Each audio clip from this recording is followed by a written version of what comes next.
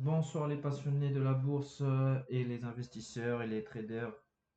Là, on est le 23/11/2025 et on va regarder un peu l'analyse technique sur les graphiques. Donc là, nous voyons sur le VIX, on commence à monter depuis les 20. Donc les 20, ça a été mon signal.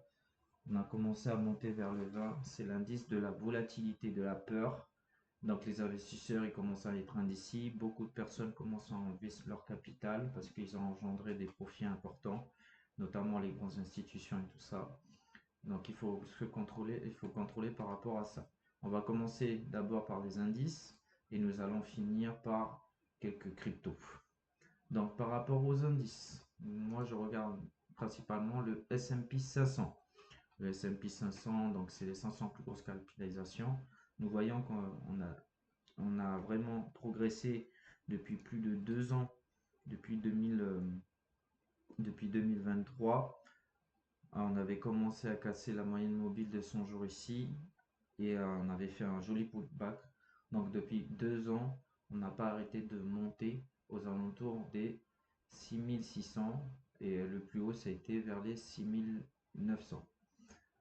Par rapport à ça, on commence à corriger ici. Donc c'est un peu normal, les gens commencent à sortir un peu leur capitalisation. Il y a eu beaucoup de nouvelles par rapport à l'économie fondamentale. Et bien sûr, bien évidemment, ben, les gens commencent à profiter de leur investissement, bien évidemment, à long terme.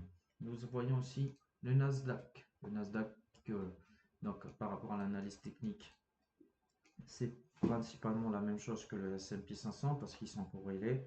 Donc ça, c'est les 100 plus grandes entreprises. Et on voit aussi depuis 2023, principalement, on a commencé à faire de très beaux, très beaux euh, pourcentages depuis le haut. Ça, c'est intéressant. On commence à corriger. Bien évidemment, on est bientôt en fin 2025 et on va commencer à descendre. On va continuer avec l'indice du CAC 40 et du DAX. Donc, le CAC 40, on voit qu'on est en période d'incertitude depuis très très longtemps. Depuis 2023, bien évidemment, ça a commencé à monter. Et on avait commencé à avoir des investisseurs qui viennent. Il faut savoir que le CAC 40, en ce moment, les gens sont un peu indécis par rapport à ce qui se passe. Donc, ils investissent pas trop. Donc le CAC 40 a fait une performance vraiment pas top en ce moment, notamment à l'économie fondamentale en France, avec toutes les taxations qui sont en train de se mettre et tout ça. Moi, j'invite grandement aux entrepreneurs, notamment de la France, car c'est eux qui créent de la valeur et non les gens qui profitent d'un système. Voilà. Ensuite, nous avons le DAX. Donc le DAX, on a commencé à casser la moyenne mobile de 100 jours ici. Donc là, moi, j'ai commencé à mettre mes alertes depuis un petit moment. Il y avait des petits coups à jouer en scalping et en intraday, en daily aussi, bien évidemment. Si on s'était mis à la vente en daily, parce qu'on était en range depuis juin 2025. Juin 2025, on était en range. Et là, on a commencé à casser la moyenne mobile de 100 jours. Soit il va continuer un petit peu à descendre et remonter pour faire un pullback, et après repartir à la baisse. Donc là, les signaux commencent à être vendeurs de plus en plus. Donc à surveiller, soyez prudents pour ceux qui ont investi, commencez à sortir un peu vos sous. Ceux qui ont investi un peu plus haut, bien évidemment, c'est un petit peu mal parti. Donc il va falloir peut-être renoncer et reprendre plus tard, bien évidemment. Voilà par rapport aux indices. Par rapport aux cryptos. Donc les cryptos, là, on a fait de gros volumes, notamment à la baisse. Depuis 4 novembre 2025, on a commencé à bien baisser. Là, on est le 23 novembre 2025. Et voilà, on avait bien cassé ici la moyenne mobile de 100 jours. Donc, on était déjà en vente en crypto-monnaie. Bien évidemment, c'est le Bitcoin. On avait cassé les 110 000. On est remonté. On avait recassé les 106 000. Et là, on est descendu, on a cassé les supports importants. La prochaine target que je regarde, c'est aux alentours des 74 000. et ouais, 74 000 et 72 000 à peu près par là. Ouais. 74 000, 72 000. C'est les grosses targets pour le long terme que je regarde. Si on casse, bien évidemment, ben, c'est pas impossible que ça continue de descendre. Et après, si on doit investir, il faudra attendre que ça se consolide et qu'on passe au-dessus de la moyenne mobile de 100 jours, comme ça a été le cas je crois que c'était en mars 2023. Ouais, ben voilà, en mars 2023, on a commencé à casser la moyenne mobile de 100 jours vers les janvier 2023. Et depuis 2023, le Bitcoin, donc les cryptos, ont commencé à bien investir depuis 2 ans pour faire un plus haut historique à 126 000 même, je crois que c'était ça, 126 000 le plus haut. Donc ça m'étonne pas que les gens ils commencent à retirer pour ramasser leur plus-value.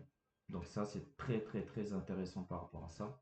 Le TH en ce moment je le traite pas du tout car il est très instable, beaucoup de volatilité, très instable, il n'y a pas de il n'y a pas de sens s'il est vers le haut, vers le bas. Bien évidemment, c'est à long terme, mais en ce moment, je ne le traite pas. Ou je le spécule à court terme sur certains points, mais c'est tout. Le Solana, intéressant aussi, il a dépassé la moyenne mobile de 100 jours. Donc ça faisait un petit moment qu'il faisait des ranges.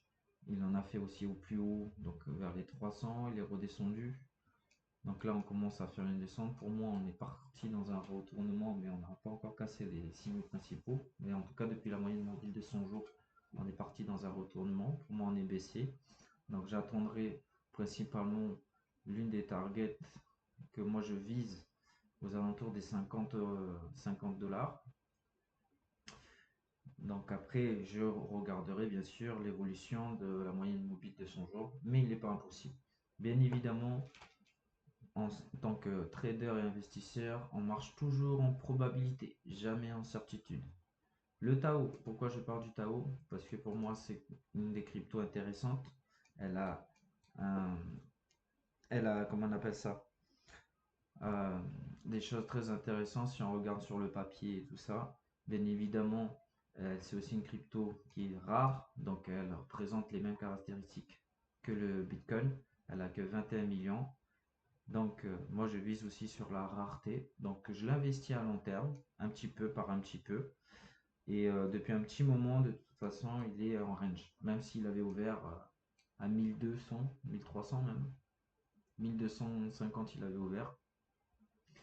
Donc, pour l'instant, c'est normal. C'est une crypto qui est jeune. Donc, à vérifier et à contrôler pour la suite. Voilà. En tout cas, c'est celle qui a fait le moins de performance, c'est normal. Mais peut-être qu'à long terme, à surveiller, donc dès qu'elle va repasser la moyenne mobile de 100 jours et qu'elle va commencer à attaquer, à casser certaines targets que je regarde, notamment vers les 600 et les 800, là, ça devra être intéressant pour un achat. Voilà à peu près pour tout ça. Je vous souhaite un bon dimanche à tous, bonne analyse, merci de partager la vidéo, mettez un pouce bleu et abonnez-vous. Ciao!